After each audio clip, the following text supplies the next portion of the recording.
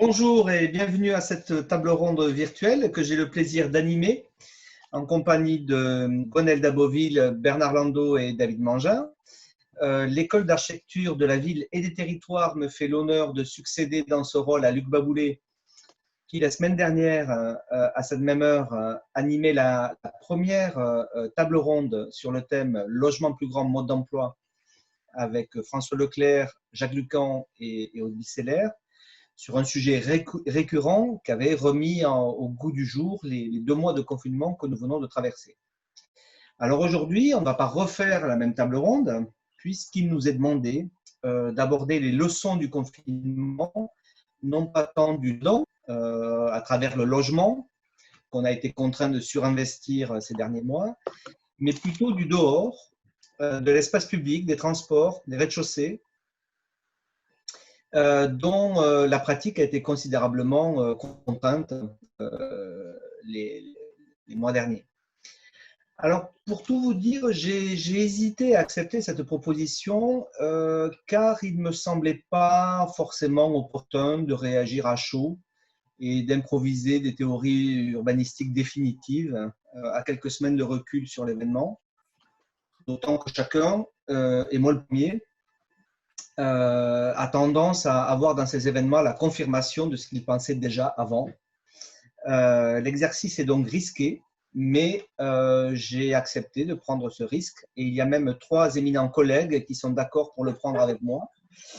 Je vais donc aussitôt vous les présenter brièvement.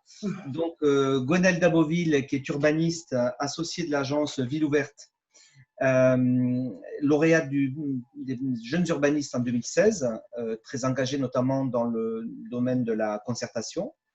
Elle enseigne par ailleurs au DSA d'architecture urbaniste à l'école d'architecture et des territoires. Bernard Landau, enseignant à l'EIVP, école d'ingénieurs de la ville de Paris, qui est membre fondateur de l'université Gustave Eiffel, tout comme l'école d'architecture de la ville et des territoires où il a longtemps enseigné. Il a fait également une longue carrière en tant qu'architecte voyer à la ville de Paris, où il s'est occupé notamment de questions d'espace public et de Grand Paris. Il reste aujourd'hui très engagé sur les enjeux urbanistiques de la métropole parisienne, comme en témoigne le blog qu'il édite sur Mediapart, ou encore l'association La Seine n'est pas à vendre, dont il est l'un des fondateurs. En préparant cette table ronde, il m'a appris qu'il préparait la prochaine université d'automne, je crois qu'on dit maintenant, de l'école d'ingénieurs de la ville de Paris sur le thème urbanisme et santé publique, justement. Enfin, David Mangin, architecte urbaniste, Grand Prix de l'urbanisme 2008, auteur de nombreux ouvrages majeurs dans le domaine, de projets urbains avec Philippe Paneret jusqu'aux mangroves urbaines en passant par la fameuse ville franchisée. Il est professeur émérite à l'école d'architecture de la ville et des territoires, où il poursuit ses recherches et intervient notamment régulièrement dans le DSA d'architecture urbaniste également. Alors, les présentations étant faites, j'aimerais commencer notre discussion en vous posant à tous les 3 une question personnelle que l'on pose à tout le monde en ce moment, à savoir où et comment avez-vous vécu le confinement, puisque je crois savoir que votre expérience cumulée à vous 3 réunit 3 cas de figure distincts, à savoir un appartement dans le Paris intramuros pour Bernard Landau, une maison avec jardin dans la banlieue parisienne pour Gonel Daboville et une grande maison dans la campagne ou périurbain breton, il nous le dira, pour David Mangin. Alors, eh bien, Bernard, à toi la parole. Comment ça s'est passé ce confinement ? Bonjour, bonjour. Un peu abrutissant. J'ai pratiqué la ville du quart d'heure de mon appartement au 9e étage d'un boulevard parisien. Et alors ? Et, avec une terrasse ? alors, oui, c'est dommage, je ne suis pas dans le bon sens, mais j'ai développé l'agriculture urbaine. Ça marche pas mal, d'ailleurs, ça marche pas mal. Tu es autonome d'un point de vue alimentaire maintenant ? Non, non, non, non, en fait, si tu veux, là, j'ai des plantes aromatiques. J'ai des plantes aromatiques. Mais j'avoue que c'est assez agréable. Voilà. Donc, j'ai la chance d'avoir un balcon, ce qui n'est pas le cas de tous les Parisiens. Mais attends, très sincèrement, c'était pas traumatisant sur le plan d'expérience personnelle. C'est pas un camp pendant la guerre, si tu veux. Enfin, voilà, il faut mettre les choses. Enfin, en ce qui me concerne. Voilà. Gonel ? Ouais, moi, j'ai aussi passé un très bon confinement parce que j'ai atterri il y a 3 ans en plutôt grande banlieue parisienne, un peu pour des raisons économiques. Et c'était un choix qui n'était pas tous les jours facile à vivre. Et j'en ai vraiment eu les bénéfices puisqu'on a passé une bonne partie de ce confinement dans le jardin, à doubler la taille de notre poulailler et à se mettre enfin au potager. Donc, j'ai fait comme Bernard. J'ai découvert les joies du jardin. Merci. Alors toi, David, est-ce que tu as jardiné en Bretagne? Non, pas moi. Moi, je suis pas du tout bricoleur et encore moins jardinier, mais pour la première fois de ma vie, j'ai eu le temps de voir le printemps et les arbres pousser devant mes yeux. Voilà.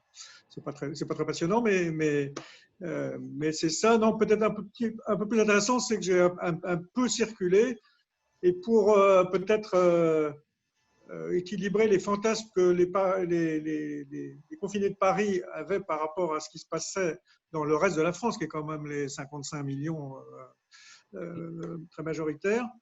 On a pu voir j'ai pu voir, en faisant des petits tours en vélo très limités, j'ai pu voir quand même que les gens étaient d'une rigueur et ils restaient dans leur maison, ils n'étaient pas du tout dans leur jardin, les enfants étaient dans les maisons, et donc c'était pas du tout la vie à la campagne comme on peut l'imaginer. Et à l'inverse, quand on est là-bas, on imaginait un Paris carcéral avec des gens qui ne bougeaient pas du tout des immeubles. Et je pense que ce n'est pas tout à fait ça non plus. Donc, c'est plutôt cet effet miroir qui est peut-être un peu intéressant. Puis sinon, j'ai dessiné des immeubles semaine après semaine qui reflétaient un peu l'ambiance. Et c'est ce que je suis en train de montrer à la petite galerie rue Elzévir, où je suis en ce moment.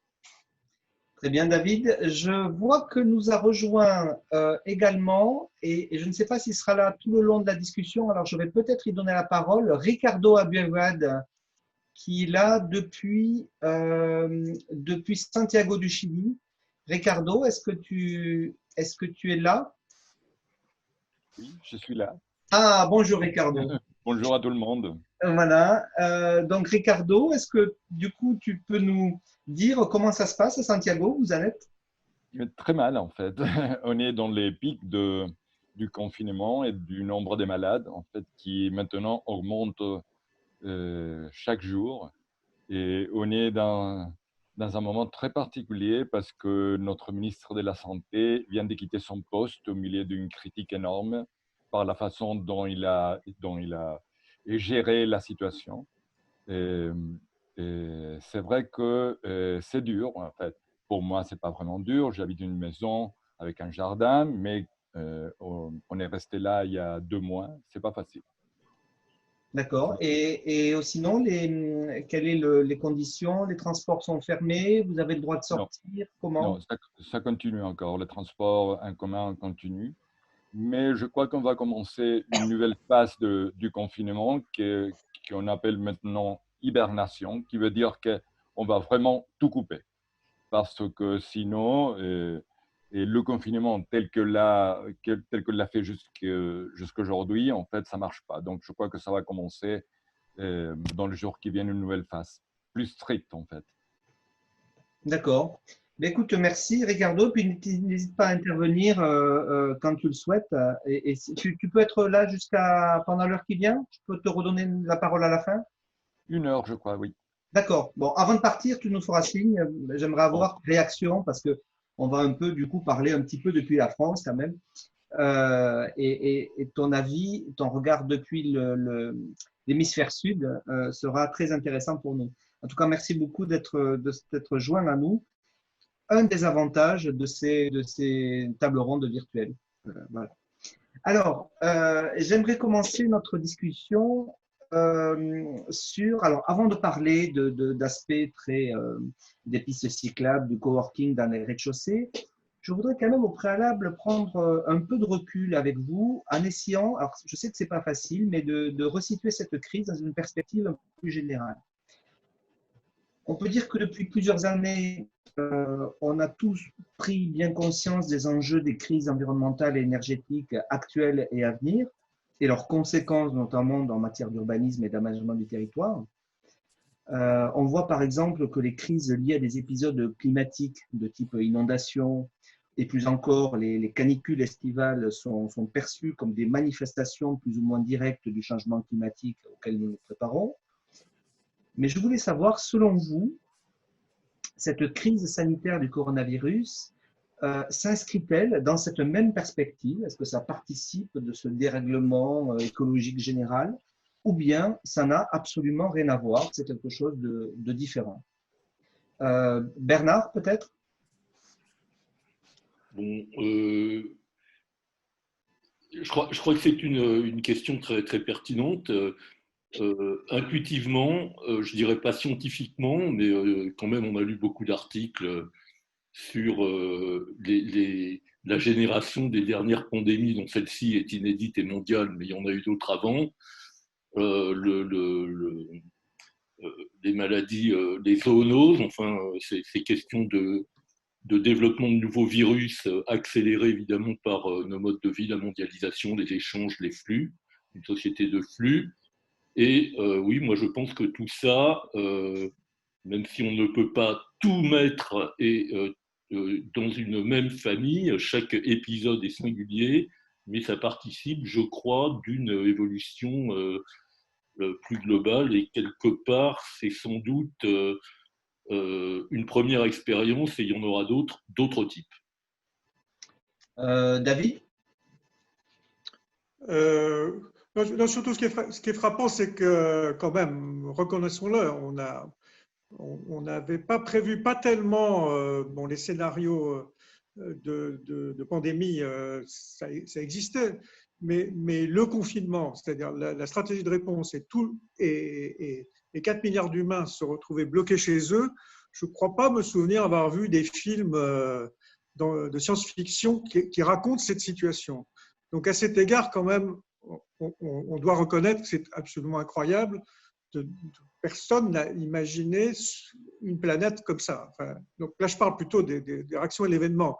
L'analyse globale, je passe mon tour parce que je pense que c'est un peu compliqué d'essayer de. Je n'ai pas envie de faire le professeur Raoult de l'urbanisme.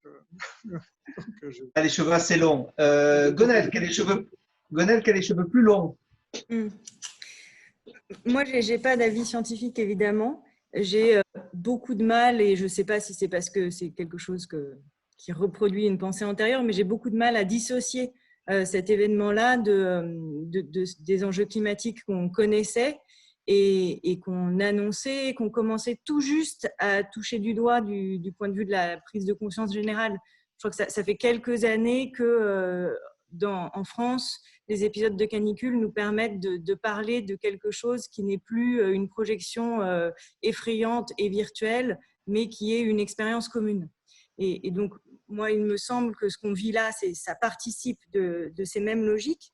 Mais ce qui m'intéresse surtout, c'est cette expérience, en effet, planétaire du confinement et de cette vulnérabilité face à un virus, et peut-être un enseignement qui peut nous permettre de revenir vers les enjeux climatiques et d'atterrir ensemble sur cette prise de conscience de l'ampleur des enjeux, de l'extraordinaire interdépendance dans laquelle on se trouve pour y faire face. Et donc, peut-être que je ne sais pas si le lien est scientifiquement certain, mais je pense qu'en termes d'expérience collective, on a quelque chose pour sortir de l'incrédulité ou de la tétanie face à la question climatique qu'on essayait d'attaquer ensemble et qu'on avait bien du mal à considérer de manière collective. Très bien. Alors, justement, pour revenir sur ce que suggérait David, sur ce qu'on savait, sur ce qu'on ne savait pas, les urbanistes que vous êtes, que nous sommes, reprochent souvent aux politiques de ne pas suffisamment soutenir leur action par une vision prospective. Mais les urbanistes que vous êtes, avaient-ils bien intégré jusqu'à présent, dans leur réflexion, ce risque pandémique lié aux zoonoses, dont nous alertaient pourtant les épidémiologistes et dont les épisodes récents du SRAS, du H1N1 ou encore d'Ebola étaient des alertes. Est-ce que chacun d'entre vous, est-ce que vous l'aviez réellement intégré Alors, peut-être pas le confinement, mais est-ce que c'était des choses que vous aviez intégrées dans vos réflexions urbanistiques? Allez, Gwenaëlle, tiens. Non, pas du tout. Mais alors, vraiment pas. Moi, dans ma pratique, c'était beaucoup plus la question du réchauffement et de la grande canicule qui dure plusieurs mois était quelque chose dont on parlait beaucoup. Et donc, on imaginait ce que pourrait devenir une vie dans laquelle 3 à 4 mois par an, on est en difficulté pour se déplacer parce que la chaleur impacte les réseaux fortement, qu'on est dans des situations de fatigue ou des situations d'exiguïté des logements qui rendent le fait de supporter la chaleur très difficile. Donc ça, c'est des sujets qu'on avait beaucoup travaillé et qui, dans certains aspects, sont semblables à l'expérience du confinement qu'on a vécu. Mais très clairement, là, on est dans une situation où la réalité a dépassé la fiction, en tout cas dans les sphères que moi, j'ai fréquentées. Et juste pour quand même te relancer là-dessus, est-ce qu'à titre personnel, tu n'avais pas connaissance d'un risque pandémique Si. qui était certain en plus? Enfin, tous les spécialistes disaient c'est sûr qu'une grippe espagnole va arriver. C'était très peu probable que ça n'arrive pas dans les prochaines années. Si, c'est quelque chose que j'entendais beaucoup, mais même d'une manière très proche de la façon dont le scénario Covid-19 s'est déroulé, en fait. On a vraiment vécu quelque chose de l'ordre de la descente dans nos vies d'un scénario fictionnel dont on savait qu'il pourrait se produire plus ou moins proche.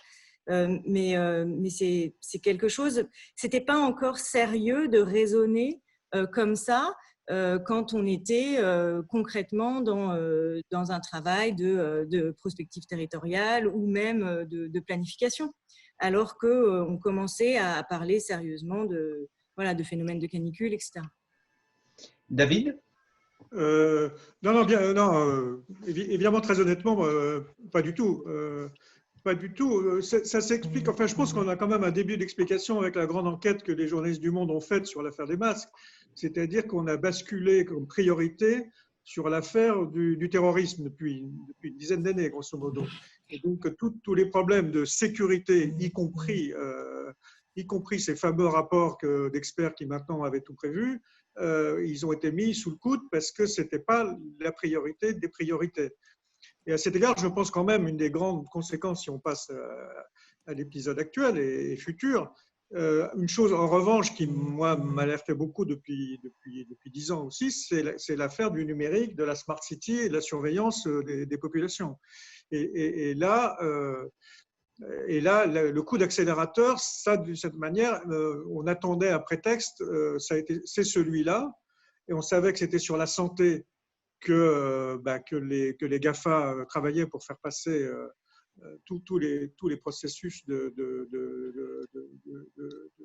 récolte des données numériques, et on y est. Et là c'est un formidable coup d'accélérateur.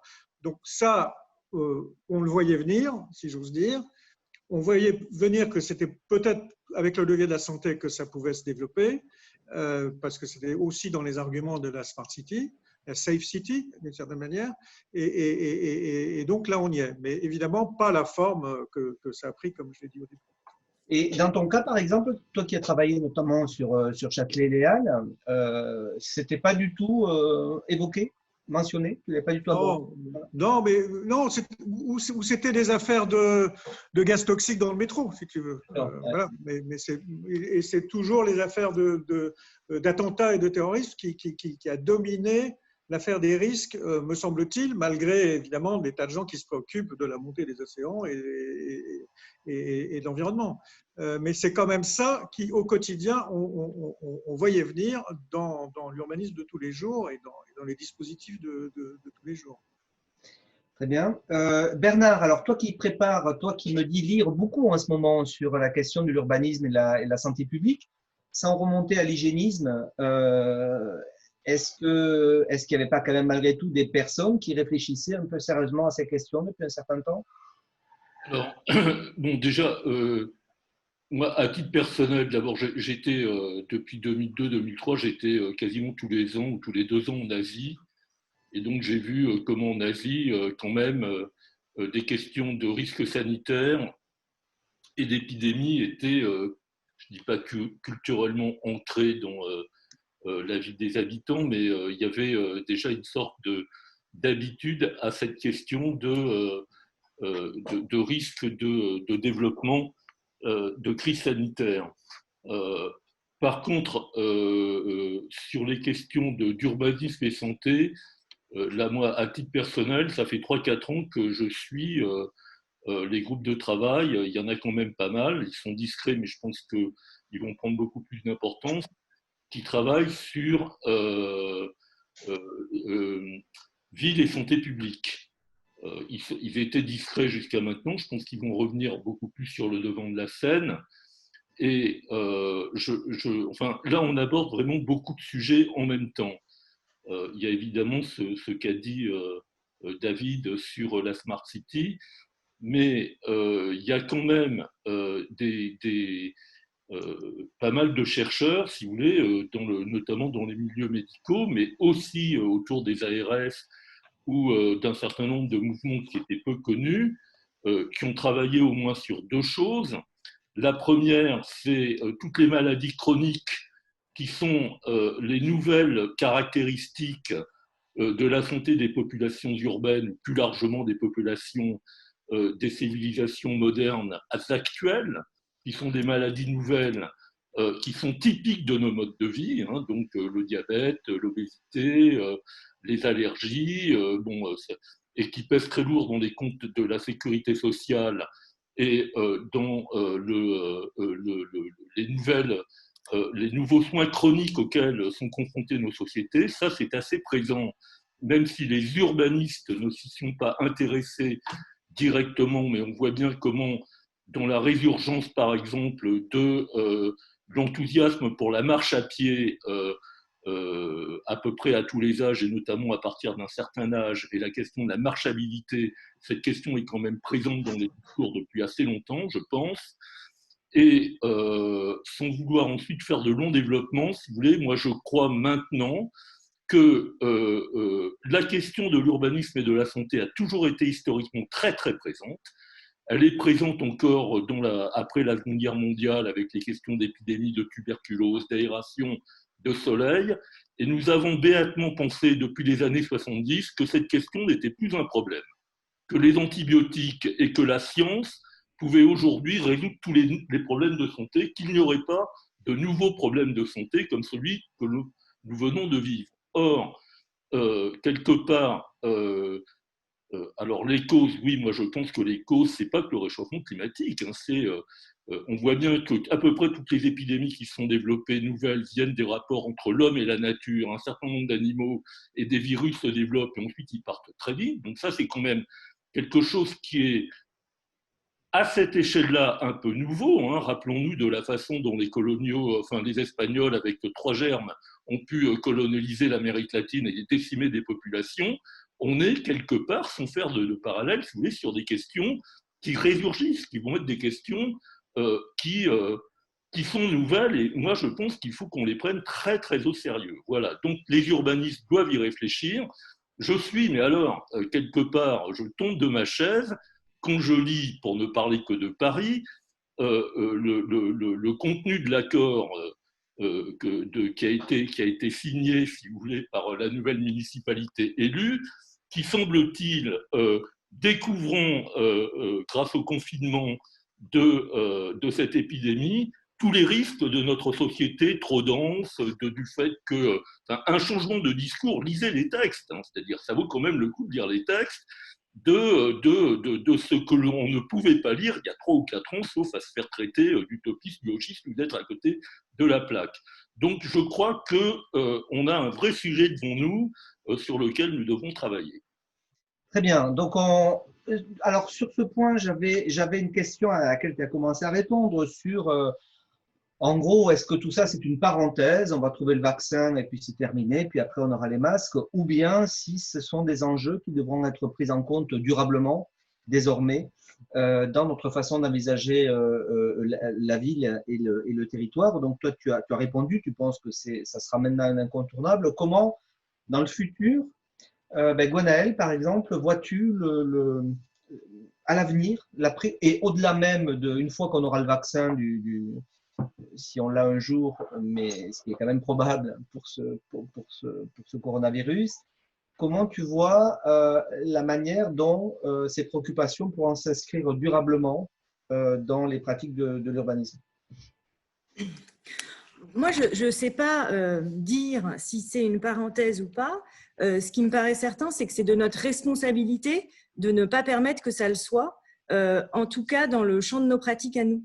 Il y a tout un tas de sujets qu'on tenait déjà et qu'on essayait déjà de travailler et qu'on travaillait un peu timidement parce qu'ils n'apparaissaient pas être la priorité absolue. Et on a maintenant des bases, des fondements très solides pour être beaucoup plus combatifs pour défendre ces sujets-là. Je pense évidemment à la santé. Moi, c'est un sujet que j'ai travaillé plutôt sous l'angle de la programmation. On est face en effet à des épidémies qui touchent des parts hallucinantes de la population. Les enfants, notamment, c'est 40% des enfants parisiens qui ont des problèmes pulmonaires en raison de la pollution atmosphérique. C'est massif.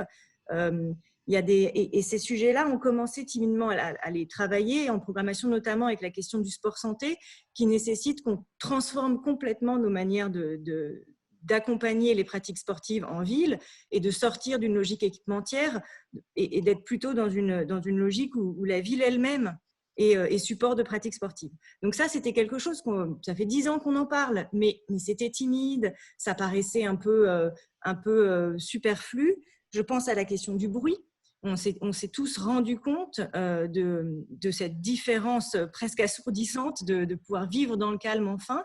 Le bruit, c'est des morts en fait annuellement dans nos pays. Et donc ces sujets-là, c'était aussi des sujets un peu luxueux ou des sujets pas encore suffisamment mis au devant de la scène. On commençait à avoir des cartographies qui commençaient à nous aider à traiter ces sujets-là. Et je pense aussi au sujet de la marche. Qui était un sujet qu'on traitait. On sait que la question de la ville marchable, elle demande des transformations importantes spatialement, mais aussi en termes de priorité des politiques publiques. Il y a des arbitrages qui doivent se faire absolument, et on n'avait peut-être pas assez de poids pour aider les décideurs à prendre ces décisions-là en faveur de ces sujets. Je pense que maintenant, c'est à nous d'exploiter cet événement qu'a été ce confinement et qu'a été aussi cette prise de conscience de nos vulnérabilités pour vraiment faire prendre un tournant en fait et à la profession et aux élus. Merci. David ?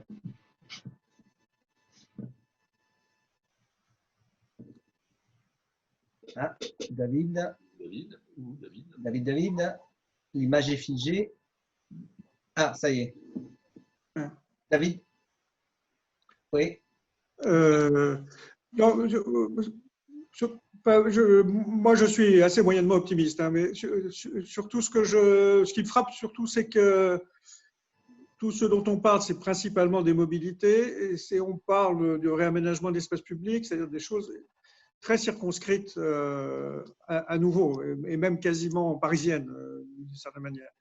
Donc, je pense qu'il y a un problème de changement d'échelle dans ce qui vient d'être évoqué par Gwenaëlle, c'est-à-dire qu'il faut, voilà, on continue à raisonner des cercles d'accessibilité, des trucs de genre.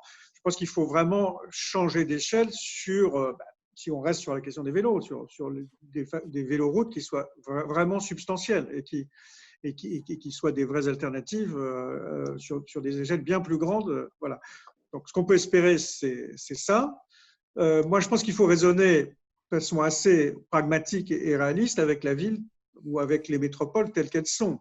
Et donc, comment on va les aménager ou on va les projeter, les densifier ou pas les densifier en fonction d'autres enjeux, c'est à partir de ça qu'il faut quand même raisonner. Ce n'est pas simplement on va faire des nouveaux écoquartiers de bonne santé. Voilà. Donc la question, c'est comment est-ce qu'on va changer de braquet, c'est ce que vient de dire Gwenaëlle, changer de braquet sérieusement à l'occasion de cette prise de conscience. Alors justement, sur cette question, pour prolonger, En discutant, en préparant cette table ronde avec David, on évoquait ce sujet sur le fait que étonnamment, moi j'ai été effectivement assez étonné, en tout cas en France, que les premiers foyers épidémiques ne sont pas forcément apparus dans les métropoles, là où on pouvait s'attendre avec le brassage de population. Ça a été l'Oise, ça a été le Grand Est. Bon. Sauf qu'ensuite, même si ce n'est pas là où le virus est apparu, il semblerait qu'il se soit quand même assez facilement propagé à New York, aux États-Unis, à Paris, en France, qui était l'une des dernières zones rouges, alors que le virus ne s'était pas manifesté là, manifestement dans un premier temps, Barcelone en Espagne, etc. Par ailleurs, on a vu aussi que pour les populations les moins favorisées, en tout cas, on a pu constater que les grandes villes n'offraient pas des conditions particulièrement enviables, en général, en temps de confinement. Et d'ailleurs, beaucoup de ceux qui ont pu quitter les grandes villes l'ont fait. Bon. Alors, plutôt que d'aborder et d'instruire un procès sur un méfait supplémentaire de la grande ville, de la métropole, etc., qui serait un peu hâtif de mener là, à partir de données très empiriques et d'un problème beaucoup plus complexe qu'il n'y paraît à un premier abord, j'aimerais vous proposer de vous arrêter sur un aspect particulier. Celui des transports en commun et de la promiscuité qu'il suppose. Et ma question que j'ai à vous poser, c'est que devient le modèle de la grande métropole où une grande partie des mobilités repose sur les transports en commun, fort donc de l'expérience de la crise du coronavirus, mais aussi on n'avait pas pu voir les limites de ce modèle à travers récemment, à travers les grèves de cet hiver, ou encore, comme le rappelait David, la menace terroriste. Alors, comment on fait fonctionner des grandes métropoles et comment on les développe avec ce qu'on sait désormais sur les limites du transport en commun? Bernard. Je suis ennuyé par la question parce que je ne la comprends pas bien. C'est-à-dire qu'il apparaît que les transports en commun aujourd'hui, enfin, à Paris, on a dit vous ne prenez plus les transports en commun. Enfin, les Parisiens étaient habitués, enfin, les grands Parisiens étaient déjà habitués avec les grèves de cet hiver. Et ça, apparemment, c'est un point qu'on ne sait pas tellement régler, ça, de faire fonctionner. Enfin, si on considère que la promiscuité, si on est appelé durablement ou épisodiquement à ne pas à tenir des distances hein, dans nos déplacements et dans notre vie de tous les jours, comment fait-on pour prendre les transports? Et si on ne peut pas les prendre, comment on fait fonctionner une métropole? Oui. Alors David, si tu comprends ma question. Non, mais je répondrai. Je la comprends, mais je ne suis pas sûr qu'elle soit, si je peux pas très bien posée, parce que quand on dit la métropole, moi je suis quand même sur la position du très bon article qui n'a pas été traduit de Manuel Solá-Morales, qui essaie essayer de distinguer des types de métropoles assez différentes. Et donc, c'est assez difficile de dire la métropole, et puis après, quand on parle de Paris, qui est une mégapole, c'est encore autre chose. Donc, je pense qu'il faut surtout… Alors, parlons de Paris, alors. Parlons de Paris. Non, mais non, je voudrais quand même terminer, c'est un point de méthode qui est assez important. Pour ça, moi, j'ai beaucoup aimé l'article de… Comment s'appelle-t-il Marco Cremaschi, le directeur de l'école urbaine de Sciences Po, qui a fait un article qui analyse la situation à Bergame. Et il décrit le territoire de Bergame. Et il décrit comment l'infection s'est propagée. Il décrit aussi les types d'échanges que les gens ont dans cette région ou dans différentes parties de cette région, etc. Donc, je pense qu'il y a en ça, évidemment, on prend le risque, c'est ce que tu as dit en introduction, on parle un peu tôt, quoi. Je pense qu'il faut avoir quand même de bonnes monographies, y compris sur Paris, la région parisienne, de bonnes monographies qui comprennent comment ça part de certains points, puis après ça s'est déplacé, etc. Puis après les effets de réaction sur les mobilités des gens, pourquoi est-ce qu'ils prennent ou ils prennent plus le transport en commun. Alors, il y a un autre papier qui est assez intéressant qui est paru dans Courrier International, qui a fait un numéro, il y a un article de la Rice Université, qui a expliqué que pour répondre à ta question de quelle mobilité, donc moins de mobilité, donc la fameuse affaire des coworking ou des endroits, expliquant qu'il y avait un risque finalement de métropole à deux vitesses, c'est-à-dire des endroits où des gens vont se débrouiller avec le coworking, et c'est plutôt des gens à l'aise et des gens, voilà, et les autres, ce qu'on a appelé les premiers cordés, mais plus largement ça, des gens qui ne pourront pas faire le coworking. Donc, ce qui risque de se passer là, c'est, en plus de la ville à 3 vitesses chère à Donslo, c'est un peu la ville à 2 vitesses avec des gens qui vont se gérer des clubs, on va dire, voilà, des clubs résidentiels et de travail. Je trouve que c'est un scénario qui est très crédible. Et les autres qui vont continuer à se débrouiller, grosso modo. Donc ça, je pense assez que c'est ça qui risque de se passer. Après, moi, j'ai des propositions sur aussi comment réaménager les villes en fonction de ce qu'on a pu observer. Voilà. Non, mais fort d'ailleurs de ce, j'avais lu l'article dont tu parles, hein, qui effectivement qui nous mettait en garde sur le fait de condamner la grande ville.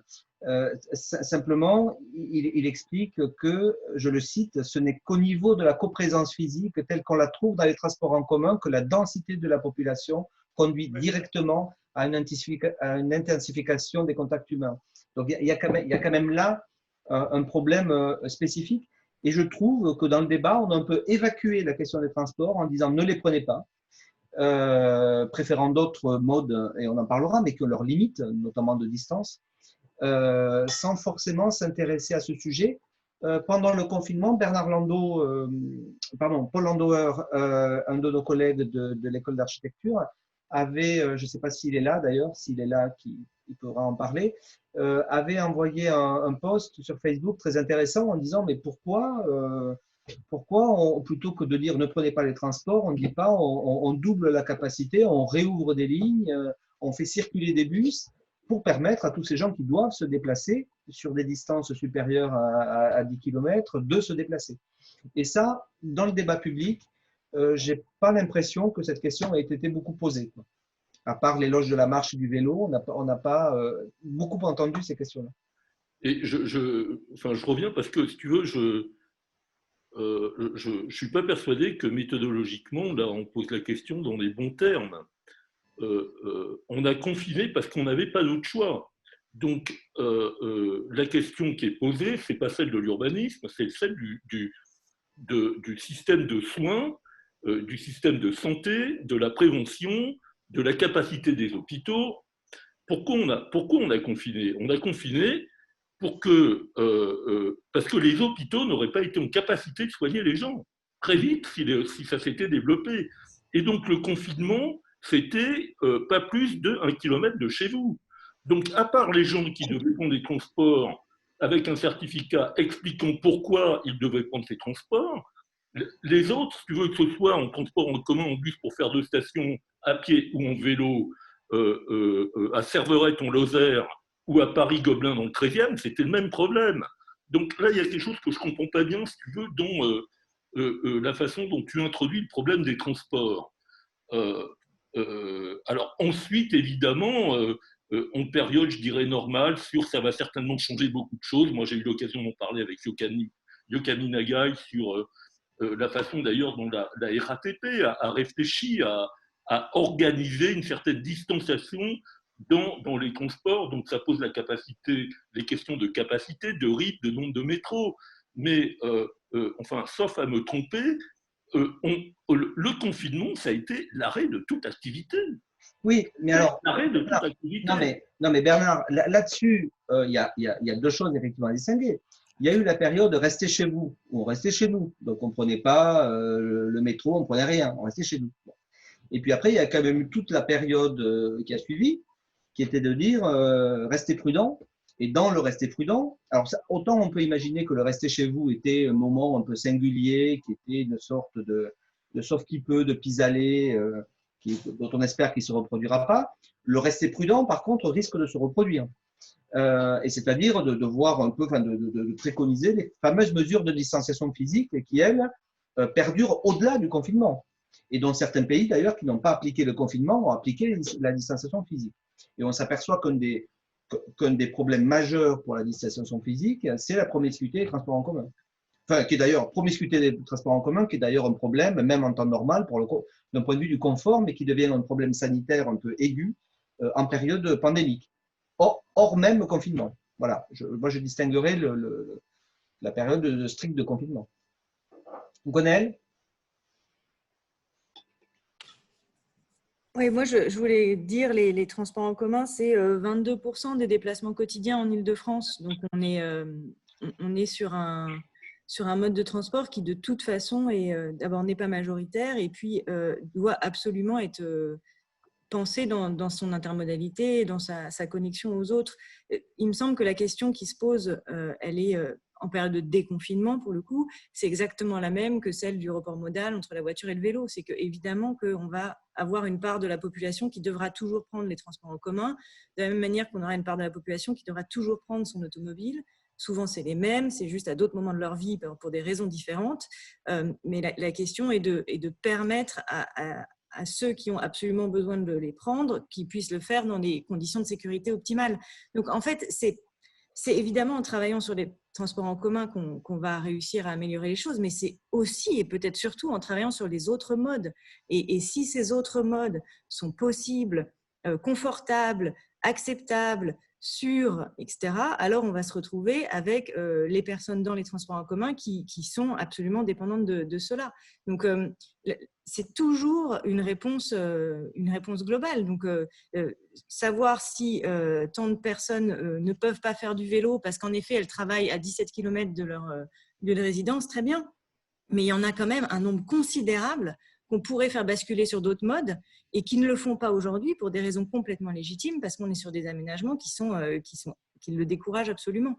Donc, moi, ce qui m'intéresse, c'est évidemment de multiplier les transports en commun, mais aussi de travailler sur tous les autres modes et de travailler sur nos rythmes, sur le temps, sur nos façons de travailler. Et, enfin, on le sait, quoi. Il suffirait qu'on télétravaille tous une journée par semaine et on est quasiment, on a traité la plupart des encombrements majeurs de la région. Donc, il y a tout un tas de solutions très simples avant de doubler la fréquence du RERE, ce qui me paraîtrait par ailleurs être une solution absolument parfaite. Mais je lis dans Le Monde aujourd'hui que Valérie Pécresse déclare que IDFM est en faillite et qu'elle envisage de faire payer le pass Navigo 20 € de plus que ce qu'il ne coûte actuellement. Donc, en fait, il me semble qu'on n'est pas du tout en train de prendre le chemin de la gratuité des transports ni de l'augmentation des fréquences. Donc, agissons sur tous les autres leviers de manière à ce que ce mode-là soit réservé à ceux qui ne peuvent pas activer les autres leviers. Alors, justement, si on descend sur… Alors, je vois par ailleurs que nous ont rejoint Andrea Gritti de Milan et Ala Younes de Beyrouth. Donc, comme j'ai fait pour Ricardo, je leur donnerai la parole pour qu'ils nous disent ce qu'ils en pensent depuis là où ils sont. Justement les questions, cette fois-ci, si on redescend sur les questions, les solutions qui ont été déployées, souvent comme ça, un peu de manière blitzkrieg, l'urbanisme tactique qu'on a vu se mettre en place très rapidement pendant cette période. Il y avait donc cette fameuse question des pistes cyclables qui ont été aménagées en 2-3 nuits, comme ça, on a vu des pistes cyclables partout. Alors, jusqu'à présent, quand on parlait pistes cyclables, c'était dans l'idée d'un rééquilibrage du rapport des forces sur la chaussée avec l'automobile. Et en gros, on se disait, bon, ben, les courtes distances, ça devait être fait à pied, les moyennes en vélo, et puis les plus longues, si possible, en transport en commun. Et dans tous les cas, dans les grandes villes, ben, en tout cas, l'automobile était censé avoir une portion très, très congrue. Et là, avec les mesures de distance physique, on a cherché à augmenter la taille des trottoirs, à créer des pistes cyclables ou à les élargir. Et de fait, on a réduit la place dédiée à l'automobile qui, pourtant, en période pandémique, était préconisée. Et en plus, il y avait même ce qui était préconisé, c'était pas le covoiturage, justement, hein, c'était se déplacer seul ou à deux. Alors, comment on fait dans ce cas-là pour les distances de plus de 10 km si on peut prendre ni la voiture ni le transport en commun? Juste pour rebondir et finir sur le Grand Paris, je rappelle quand même qu'il y a eu la consultation sur les autoroutes du futur du Grand Paris que les 4 équipes qui ont bossé 1 an sur la question, ils ont tous proposé un partage de la voirie sur les autoroutes avec des bus, voire des navettes, dont on ne parle plus d'ailleurs. Les navettes numériques sont un peu dans la phase, un peu dans un trou noir en ce moment, mais qui était quand même une solution qui n'a absolument pas retenu l'attention de la région et même dans l'actualité maintenant de ressurgir comme une des solutions possibles pour apporter des solutions en 3e voire 4e couronne avec l'arrivée du Grand Paris Express. Parenthèse, mais il n'est pas qu'une parenthèse quand même, parce que ça montre à quel point, de temps en temps, on fait des propositions, mais elles ne sont pas franchement écoutées, même par ceux qui les ont commanditées. Alors, comment est-ce qu'on fait? Je pense qu'il faut… Bon, là, je vais venir un peu sur mes petites préoccupations d'avant confinement qu'on avait essayé de développer depuis 2-3 ans dans Redville. C'est-à-dire qu'il faut passer à un urbanisme d'itinéraire, pas d'accessibilité, d'itinéraire, avec le vélo électrique qui fait largement les 15 km, voire plus, quand il se développe sur ces distances. Mais ça veut dire qu'il faut sortir de l'urbanisme de périmètre avec un urbanisme d'itinéraire qui amène les gens dans des situations, dans des conditions de confort que ce soit sur le trottoir, que ce soit sur le vélo ou sur des transports en commun de surface. Alors, il y a un phénomène qui m'intéresse, enfin, il y a deux choses sur lesquelles je pense on peut rebondir. C'est que les petits logements amènent, et la vacance des rez-de-chaussée, la crise du commerce qui est très forte déjà, du commerce de détail, devrait amener à se poser des questions au-delà du chaussée et de la trottoir, d'élargir le trottoir ou de réduire la chaussée, etc. Donc, c'est moi ce que j'appelle Redville, plus largement que les rez-de-chaussée, c'est-à-dire ça engage les cours. On a vu que les cours, c'était une typologie qui fonctionnait assez bien, probablement du problème de gestion de santé. Je dis peut-être une bêtise là, mais ça me paraît quand même pas mal comme solution, plutôt que des pseudo-îlots ouverts qui deviennent fermés en général. Donc je pense que là, il y a des coups d'accélérateur qui peuvent être donnés sur les formes urbaines si on s'intéresse au-delà de l'éternelle discussion sur est-ce qu'on va donner 3 mètres ou 4 mètres au vélo. Mais il faut vraiment s'aventurer dans les Redville. Et puis, un dernier point qui me semble assez intéressant, c'est le phénomène des drives. Les aires commerciales et même les parkings d'une façon générale, les aires de parking, si on sort justement simplement de la ville dense, c'est quand même des choses sur lesquelles il se passe beaucoup plus de choses qu'on ne croit. Et là, on l'a vu évidemment de façon spectaculaire, les usages de drive les plus farfelus ou de plus essentiels sur les aires de parking. Mais je pense que on peut aussi, dans la fameuse affaire des entrées de ville et des zones commerciales, on peut aussi se poser des questions sur faire passer des itinéraires de drive à pied, de drive à vélo, de drive de bagnole, avec des systèmes de comptoir. Là, il y a tout un champ qui, à mon avis, peut être réactivé sur des aires beaucoup plus considérables que simplement les questions de la largeur des trottoirs de la rue Montorgueil. Je merci David. Avant de redonner la parole à Gwenaël et à Bernard, il y a Ricardo qui va nous quitter. Je voudrais lui laisser la parole avant qu'il ne s'en aille. Ricardo. Merci beaucoup. Alors, que t'inspirent nos considérations parisiennes? C'est à peu près le même genre de choses qu'on discute là à Santiago, même si la situation est assez différente quand même, parce qu'il y a des aspects de la ville à Santiago du Chili, je veux dire, qui sont restés plus ou moins invisibles pour la plupart des Chiliens, et au moins pour les élites qui sont au pouvoir, et que cette crise a rendu visible d'une façon très, très, très brusque du jour au lendemain, en fait. En effet, je me rappelle qu'il y a quelques années, dans le cadre d'une mission de Marne-la-Vallée avec David, Eric, Frédéric Bonnet au Chili, je tentais une explication des différences et inéquités de cette ville en montrant le mode de vie de la zone la plus riche à côté de la zone la plus pauvre. Et j'imagine à quel point il est difficile de comprendre tout ça pour un Européen, s'il est déjà difficile pour nous-mêmes. Hein. Mais la crise actuelle, comme je vous dis, a rendu tout ça visible parce que probablement vous avez appris que le Chili, aujourd'hui, est l'un des pays avec une croissance de nombre de malades le plus élevé. Et là, comme explication, il y en a plusieurs, bien sûr, mais il y en a une qui me semble plus complète que celle qui a été publiée sur le site de Bloomberg hier, en fait. Ils disent qu'en fait, le Chili a copié un modèle de prévention des pays riches en oubliant qu'une partie importante de sa population reste encore très pauvre. Juste comme ça. Et ce n'est pas seulement le cas du Chili, bien sûr, c'est le cas de pas mal de pays, en fait. Je crois que Walter était là il y a quelques minutes, je crois que c'est à peu près le même cas du Brésil, en fait. Le confinement, donc, qui a permis que la population aisée reste en bonne santé, dans des maisons confortables, a obligé en même temps aux gens des quartiers pauvres à rester dans des logements petits et surpeuplés et mal desservis par le système sanitaire. Et tout ça a fait augmenter le nombre de malades dans un pays comme le nôtre. Et il est drôle, en fait.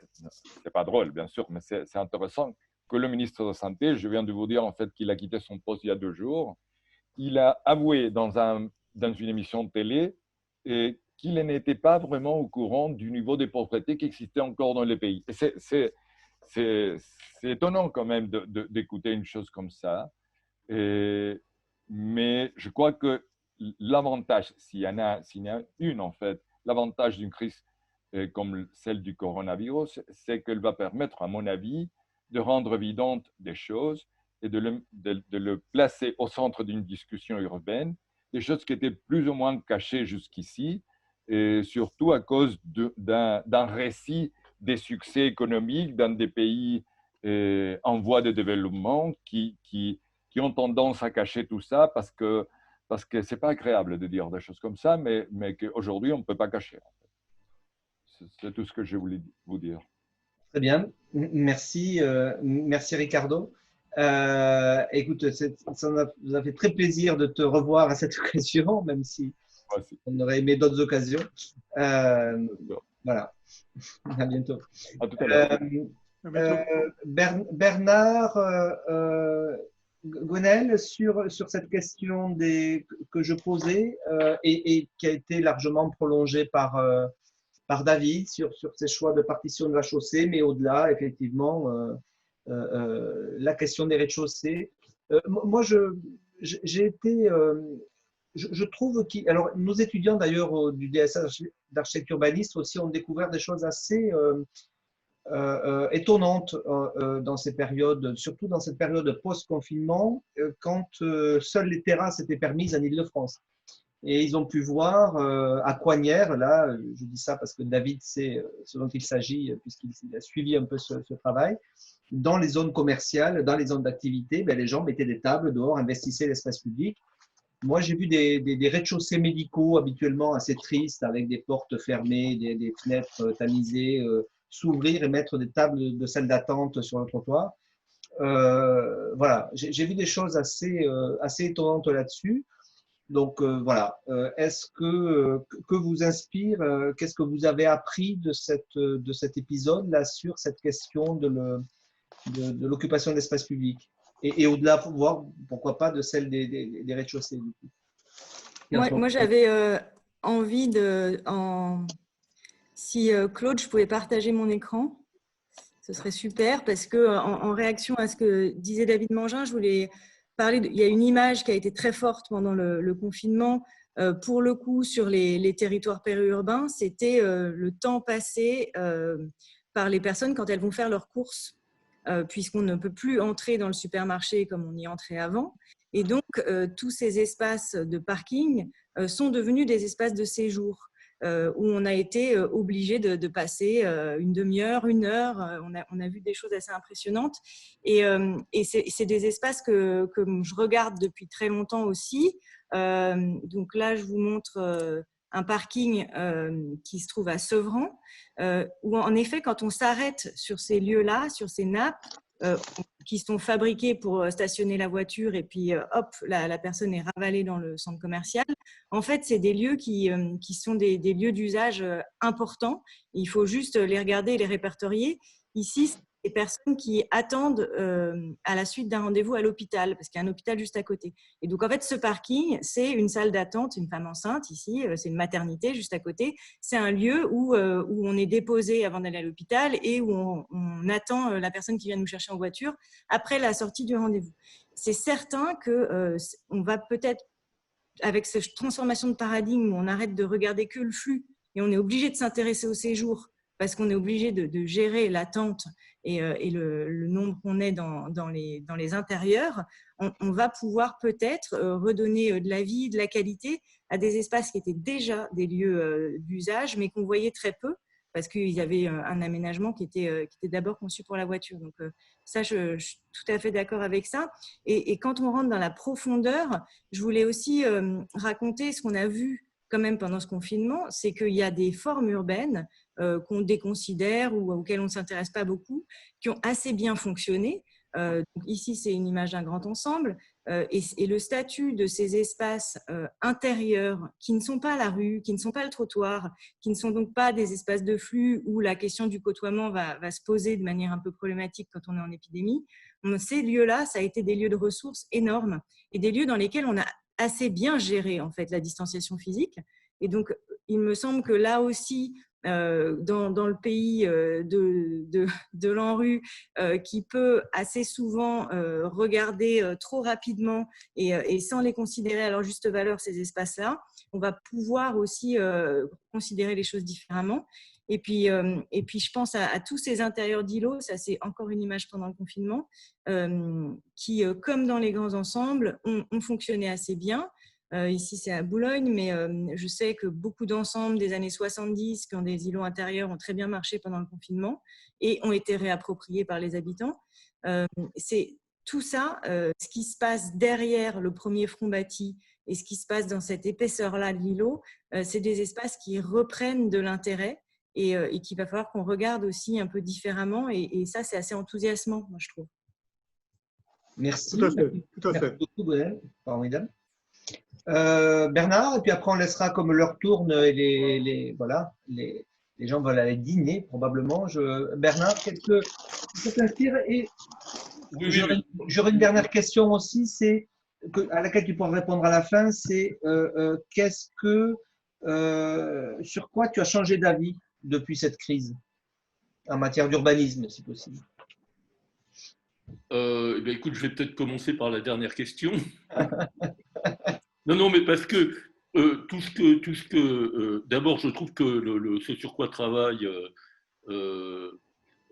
David, bon, j'ai eu l'occasion, il m'a fait parvenir un peu le travail qu'ils font. Je trouve ça assez passionnant et c'est une piste tout à fait importante que la crise a révélée et toute crise exacerbe un peu des questions et donc révèle des tas de potentiels qu'on a sous les yeux et qu'on ne voit pas, quoi. Donc, parce que la qualité des espaces libres, moi j'ai eu l'occasion de me balader dans le 13e pendant le confinement, j'ai beaucoup visité des tas de trucs que je ne connaissais pas dans Paris d'ailleurs.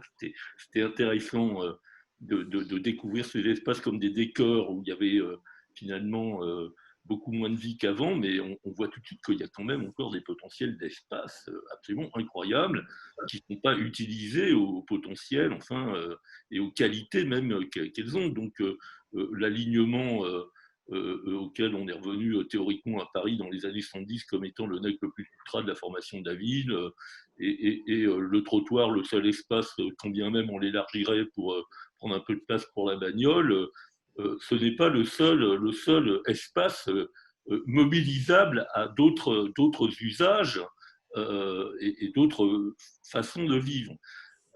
Donc, je crois que quand on observe des villes dans des situations de crise, qu'elles soient sanitaires, qu'elles soient dans des situations de guerre ou dans des situations, il se passe tout de suite des choses complètement différentes de ce qu'on est habitué à pratiquer, plus par une espèce d'habitude que par vraiment une réflexion comme on peut l'avoir comme on est des professionnels comme nous, quoi.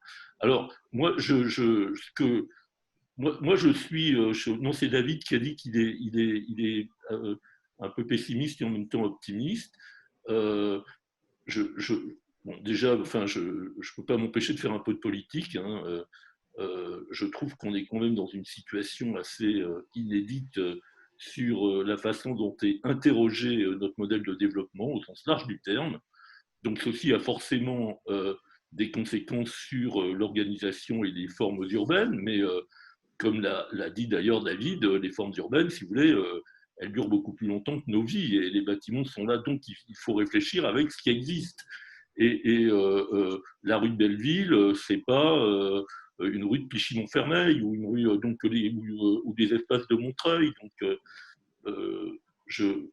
j'ai du mal, si vous voulez, à théoriser des choses sur les sujets dont on parle. Par contre, on pressent bien, si vous voulez, que la façon dont nous avons parlé depuis 20 ans, en tout cas pour ce sur quoi j'étais un peu concerné professionnellement, hein, sur les questions de la métropole, en tout cas de la mégalopole parisienne, on parlait probablement dans des termes renouvelés dans la mesure où les questions sont les questions du territoire national, quelque part. Parce que la France, ce n'est pas un très grand pays, finalement. Je crois que c'est Pierre Vels qui dit que la métropole, c'est la France.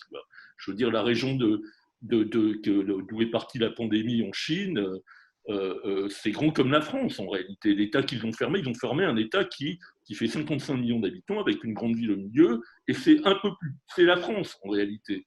Bon, et probablement, mais alors là, avec des différenciations, comme ça a été dit, selon les situations sociales des gens, leurs possibilités, de l'usage du territoire qui va probablement pas mal évoluer, hein, le travail à distance, voire pour un certain nombre de professions, le fait de ne plus habiter dans les centres métropolitains parce qu'ils peuvent très bien continuer de travailler en vivant ailleurs. Enfin, je trouve qu'il y a intuitivement, si vous voulez, je sens des changements de paradigme auxquels sont d'ailleurs, si vous voulez, l'Allemagne. L'Allemagne, c'est intéressant parce qu'elle n'a pas du tout la même histoire urbaine. En fait, la ville est un peu partout, la campagne est un peu partout dans les villes. Tout le tissu, d'ailleurs, y compris le tissu hospitalier, n'est pas le même. En France, on est encore quand même, c'est une banalité de le répéter, mais dans cette histoire d'un grand centralisme, des métropoles qui seraient censées drainer tout le reste. Et je trouve que ces questions-là sont en tout cas sacrément interrogées. Voilà, c'est banal ce que je dis, mais c'est ce que je ressens. Par ce témoignage sur la transformation des échelles, moi, ce qui m'est arrivé pendant le confinement, avec cette crise plutôt, c'est plutôt la découverte du pangolin. J'ai fait un choix professionnel qui n'était pas celui d'une naturaliste ou de. J'ai jamais été tentée par l'école de paysage, on peut dire les choses comme ça, voilà. Et il y a eu une prise de conscience chez moi énorme des interactions non seulement mondiales. Ça c'est absolument incroyable de suivre au jour le jour ce qui peut nous arriver à partir de l'actualité de Wuhan. Ça, c'est quelque chose que moi, j'avais jamais vécu. Et puis moi, je vis avec des enfants qui sont adolescents et qui écoutent Camille Lelouch. Et donc, on a écouté pendant 6 semaines tout ça à cause d'une putain de chauve-souris. Cette chanson qui a eu une destinée incroyable. Et cette chose-là, elle est quand même incroyable pour moi de reconsidérer les rapports entre l'homme et l'animal et finalement de reconsidérer la question du vivant.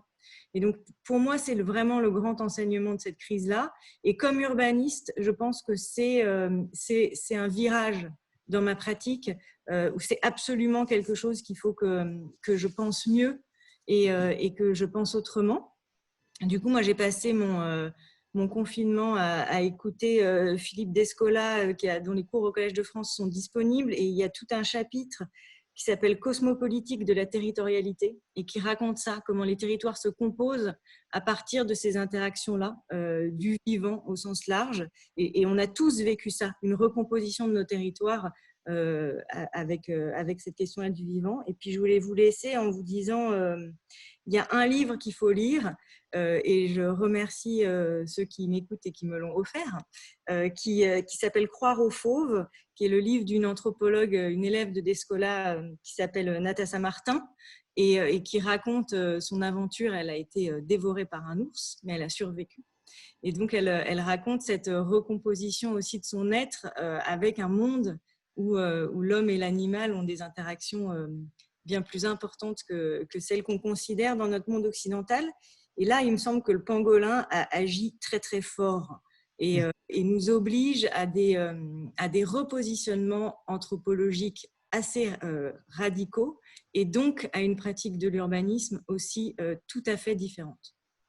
Bon, mais je crois qu'on n'aura pas de meilleure conclusion, hein, et donc je vous remercie à tous de votre présence et puis je vous souhaite bon appétit pour déguster votre ragoût de pangolin et à bientôt pour des tables rondes, j'espère, qui ne seront pas que virtuelles à l'avenir. Au revoir. Merci et Merci. au revoir à tout le monde. Au revoir. Bonne soirée. Merci. Au revoir Bernard. Merci. Au revoir.